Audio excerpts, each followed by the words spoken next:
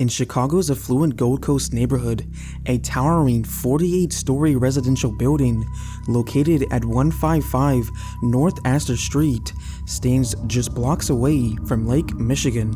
The building is known for its upscale units, expansive views, and longtime residents. Among them was the Manley family, who lived in a 2-story duplex on the 46th and the 47th floors. The Manleys were deeply respected in the community, both locally and beyond. John Manley, the father, had served as a director on the board of Special Olympics International. The family's commitment to supporting individuals with intellectual disabilities was not just public, it was personal. Their youngest son, Charlie Manley, was 16 years old. He had both Down syndrome and autism. Despite his disabilities, Charlie was widely known throughout the building as cheerful, approachable, and kind-hearted. Charlie lived a structured and loving life. He was cared for attentively by his family, who had installed systems in their apartment to keep him safe. Their duplex was outfitted with a home alarm system that would alert them if any doors were opened unexpectedly. The building itself had standard security features, and residents described it as quiet and secure. On the night of February 20th, 2012, sometime around 10 p.m., the family's security alarm went off, indicating that a door had been opened. Charlie's parents checked his room and realized he wasn't there. They quickly began searching the units and surrounding areas, but could not find him. As their concerns grew, they alerted building security and called 911 to report their son missing. Emergency responders and building personnel initiated a full-scale search of the premises. During this time, first responders checked the building's trash compactor room on the ground floor. There, inside the compactor, they made a tragic discovery: Charlie's body.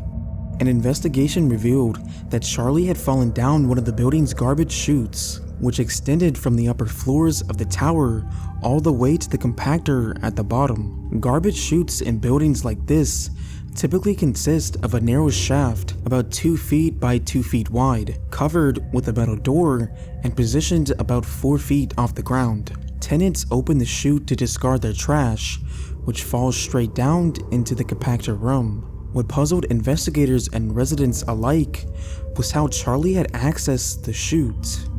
The chute door was designed to be heavy and situated higher than most children or shorter individuals could easily reach. Charlie, due to his height and physical limitations, the chute would not have been able to open it under normal conditions, at least not without assistance or added elevation. Some residents speculated that he may have used a small object or piece of nearby furniture to boost himself up, perhaps a stool, a bin, or even a laundry basket. In apartment settings, chute rooms are sometimes combined with utility closets or small spaces where maintenance items or step stools might be stored. If something had been left nearby or left open, Charlie could have climbed or stepped up to reach the latch. Once opened, it's possible he was curious, unaware of the danger, or lost his balance while trying to look or reach inside. The circumstances remained tragic but accidental. There were no signs of foul play. The Cook County Medical Examiner concluded that Charlie died from multiple injuries sustained in a fall from a significant height. The case was closed as a misadventure, but the confusion surrounding how it occurred left many in the building shaken. While rare, incidents involving garbage chutes are not without precedent. In most residential high-rises, chutes are assumed to be low risk due to their design, size, and height from the ground. However, in cases involving children or individuals with disabilities, these assumptions may not hold. Though the building met all safety codes and had no previous violations, the tragedy prompted conversations among tenants and management about whether changes should be made.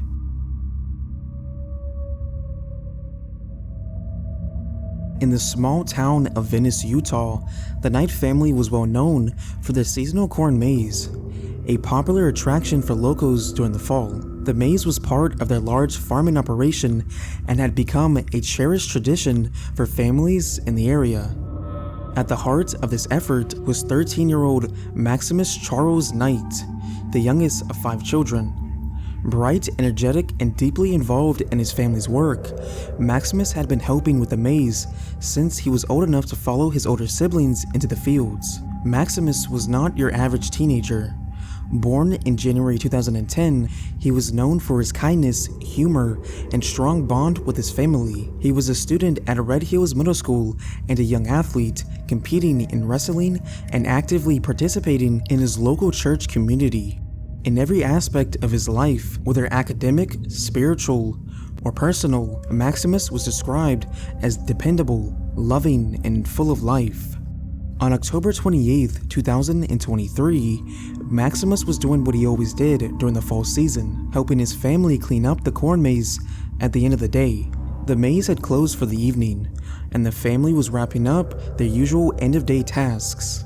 Among the features on the property was a tetherball setup, a common playground game with a ball attached by rope to a tall metal pole. At some point during this cleanup period, Maximus became separated from his family. The sun had either set or was in its final stages of doing so, typical for late October.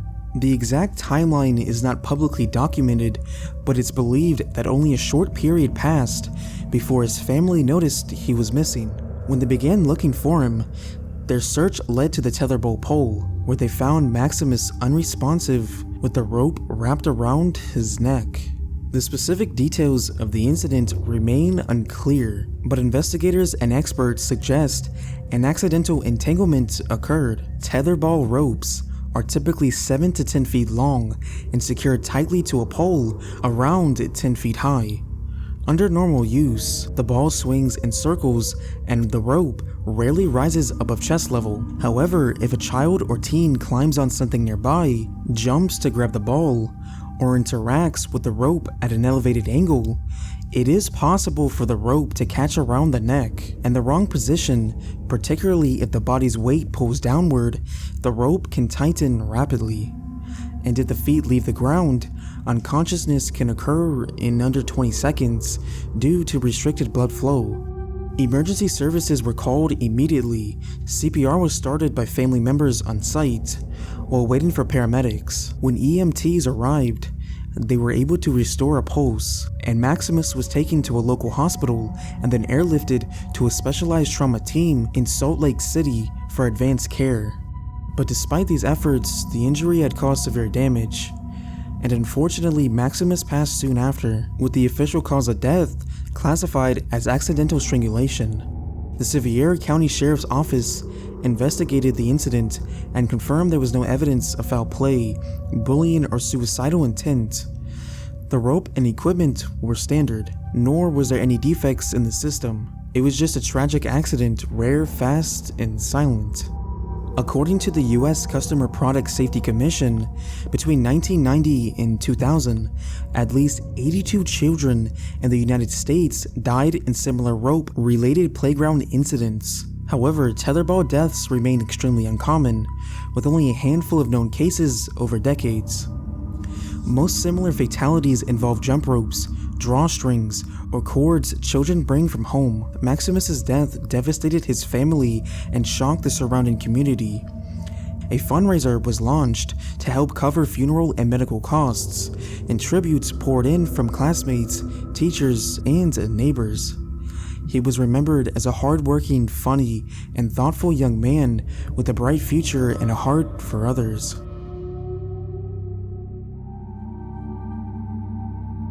In early January 2025, during Queensland school holidays and the height of summer, Wapa Falls was, as it often is, a popular destination for locals seeking relief from the heat. Located near Yandina on the Sunshine Coast, the area is known for its scenic beauty, cascading waterfalls, deep swimming holes, and natural rock formations surrounded by lush forest. But behind the beautiful setting, the falls carry real and often underestimated risks. Heavy rainfall earlier that week had caused water levels to rise rapidly. The normally calm flow intensified into a faster moving, more dangerous current. What looked like safe, inviting water had become turbulent and unpredictable beneath the surface. At the base of the falls, a deep plunge pool had formed, where water from above surged downward with a great force before circling back upward. These created a hydraulic effect, an underwater trap where the water's force can push swimmers under and cycle them in place, making escape nearly impossible. Warning signs were posted throughout the area, cautioning visitors to not swim during periods of high water. However, there were no barriers or patrols in place, and the decision to enter the water remained a personal one. On January 19th, two 17-year-olds, Honor Ward and Bo Liddell, made their way to Wappa Falls. Both were former students of Sunshine Beach State High School. Friends and family described Honor as kind-hearted with a deep love for animals and nature. Bo was known for being loyal and selfless, always looking out for the people he cared about. The two were close friends, possibly even more, and had planned to spend the day enjoying the outdoors. Sometime in the early afternoon, Honor entered the water near the top of the falls. Though the surface appeared calm at a glance, those familiar with the area knew it could be deceptive, especially after rain. Witnesses said she had waded in up to her waist when she appeared to lose her footing or step into a stronger current. In seconds, she was swept downstream and over the edge. The plunge pool below Wappa Falls is ringed by steep rock walls and offers no natural footholds or ledges to climb out. The power of the falling water churns the pool beneath into a spitting vortex of suction and turbulence. Even experienced swimmers have struggled to survive it under normal conditions. After heavy rain, it becomes exponentially more dangerous. Bo, seeing Honor in distress, didn't hesitate. He dove in after her. But once in the water, he would have encountered the same hidden forces. The hydraulic pulled him under almost instantly, preventing him from reaching her or the surface. Emergency services were called around 2:30 p.m. Local police, paramedics, and a swift water rescue team responded quickly and began immediate efforts to locate the pair. But the search was complicated by strong currents, near zero visibility, and the sharp, submerged rocks scattered across the bottom of the gorge. Honor's body was recovered by police divers around an hour later.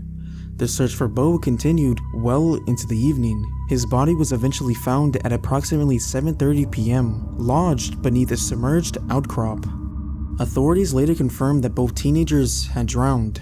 Based on rescue team analysis, it is likely they were conscious for only moments after entering the plunge pool.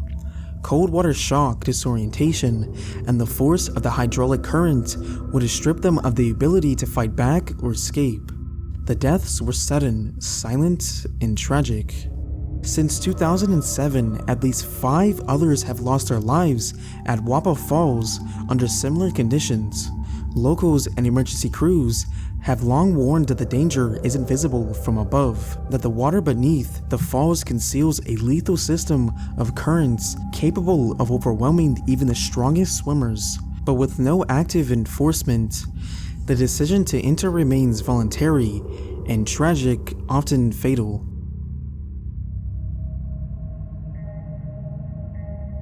In May 2016, temperatures in India soared past 43 Celsius or 109 Fahrenheit as the region experienced one of the harshest heat waves of the year.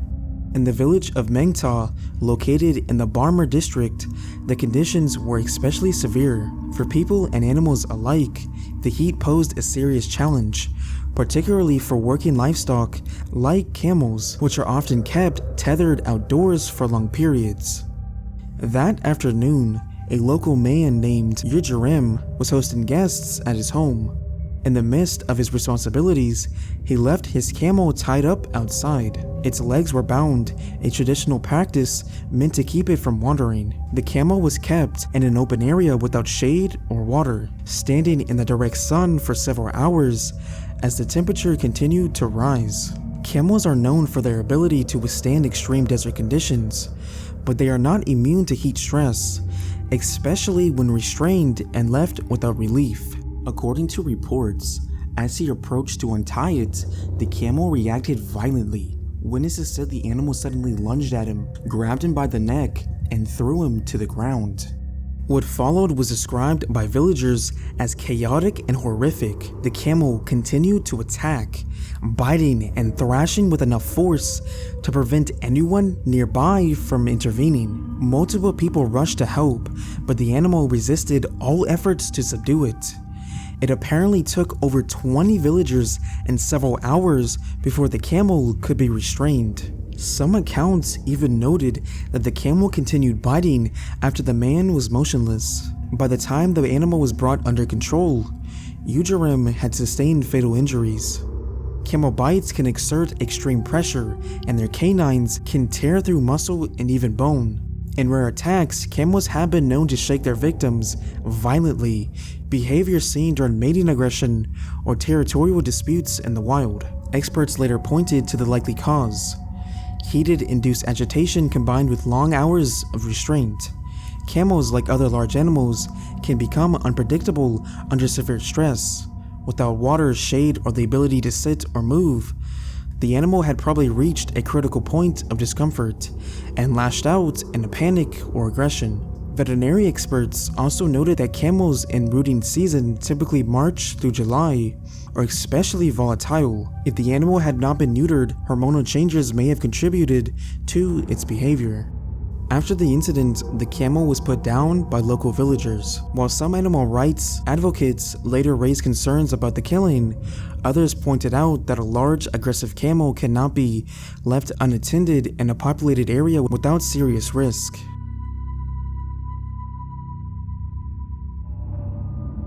In March 2019, a group of students from Tulane University left New Orleans for a spring break road trip. Their destination was the Blue Ridge Mountains, a common route through southern Mississippi via Interstate 10. Like most long drives, it includes rest stops. One of them was a standard eastbound rest area just past the Pascagoula River Bridge near Gowater. At the same time, an 18-wheeler was descending westbound from the bridge's slight incline. The truck was traveling at normal speed, and conditions were clear. There was no erratic driving, no sudden braking, and nothing really wrong. But behind the cab, a mechanical failure was in motion. Specifically, it involved the outer set of dual tires on the trailer's rear passenger side. Two heavy wheels mounted side by side on one axle. These are held in place by a hub assembly, lug nuts, and a locking ring that prevents the system from loosening under vibration and load. That ring had either not been properly installed or had come loose during transit. Without it, the wheel system began to fail under pressure. The process was gradual until it wasn't. As tension built and the last structural resistance gave out, both tires detached from the axle and broke free. The tires continued moving at high speed, around 60 to 70 miles per hour. They didn't simply roll, they bounced, releasing stored energy with every impact against the pavement. Each bounce increased their unpredictability. The median between eastbound and westbound traffic was open and grassy, with no guardrails or dividers. The tires cleared it easily and entered the eastbound side of the highway, still moving fast. Runaway truck tires behave like wrecking balls.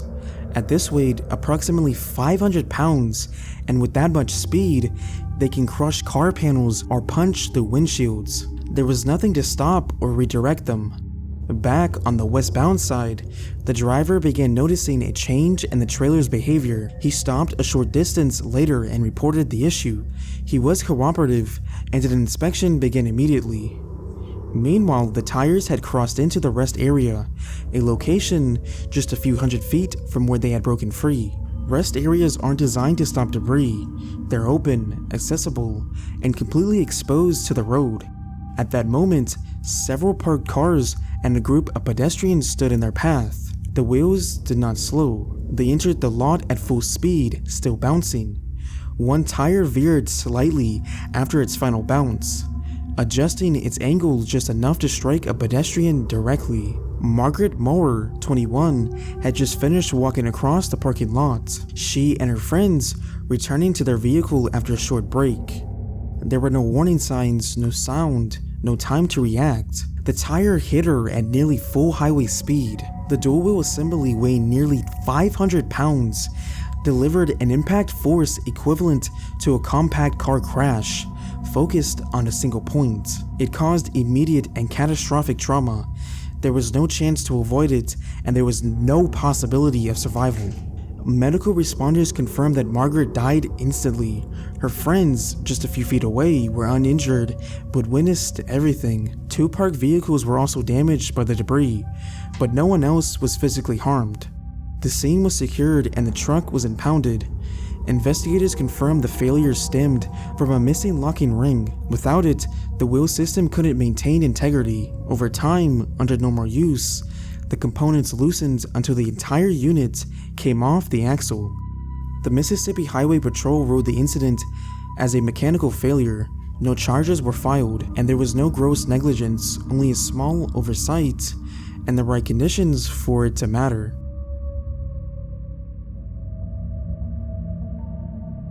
It was a cool Sunday evening in New York City when a red Eurocopter AS-350 helicopter lifted from Kearny, New Jersey.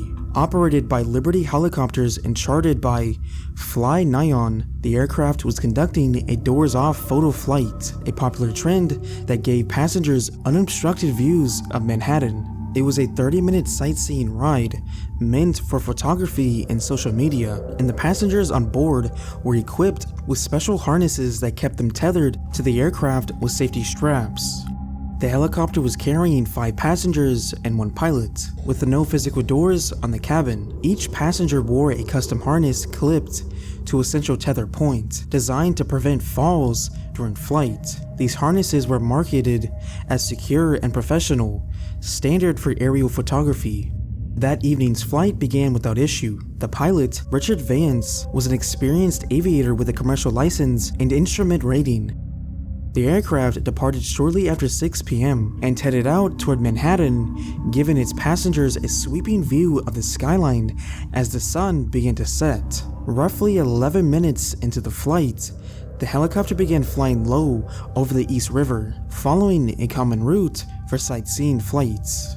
As they passed near the northern tip of Roosevelt Island, something unexpected happened. The pilot suddenly reported an engine failure. What the passengers could not have known at that moment was that a tether, a strap securing one of the passengers to the floor, had accidentally become looped around the fuel shutoff lever. As the passenger shifted in his seat during the flight, the strap pulled forward, dislodging the lever and cutting off fuel to the engine. The engine continued for a few moments on residue fuel, but soon lost all power.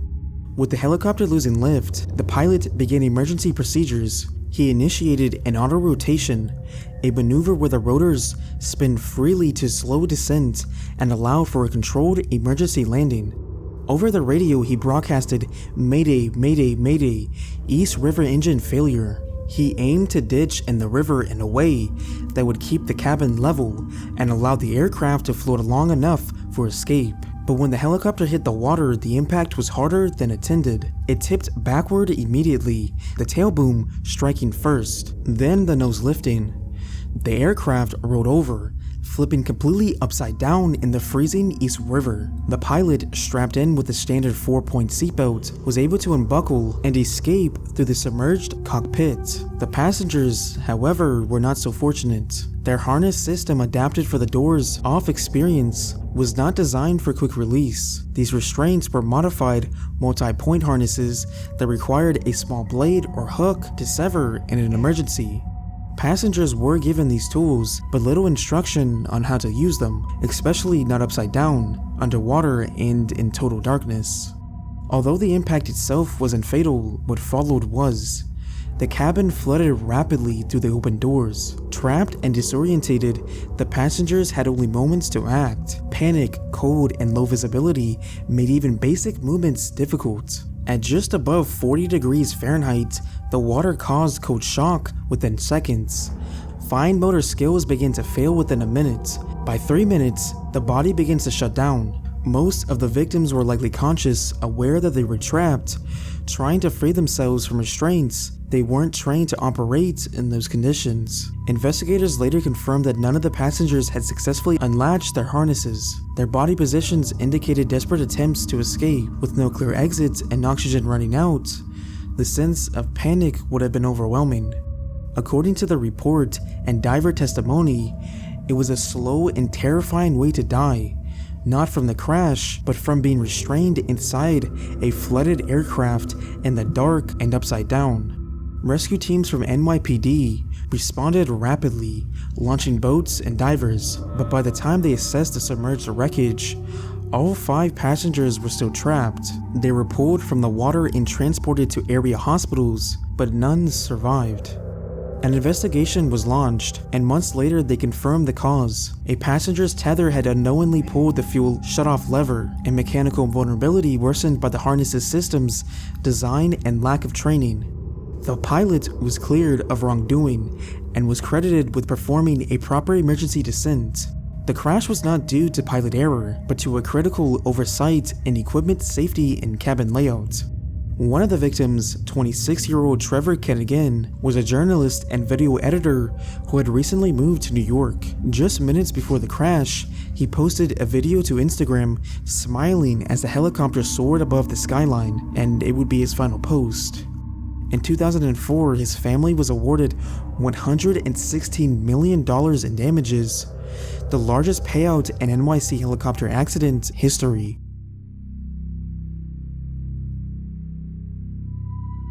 And a Saturday night in November 2022 in Newcastle, England, a typical night for socializing and drinking in late gatherings. In one part of the city, a group of friends, mostly in their 20s, had been drinking in the city center. As the night progressed, they decided to head to another party. Instead of splitting into separate taxis or calling for a larger vehicle, they all crowded into a small Hyundai i10, an economy class hatchback officially designed to carry only 5 people. Behind the wheel was 25-year-old Carla Dodds, a local barmaid.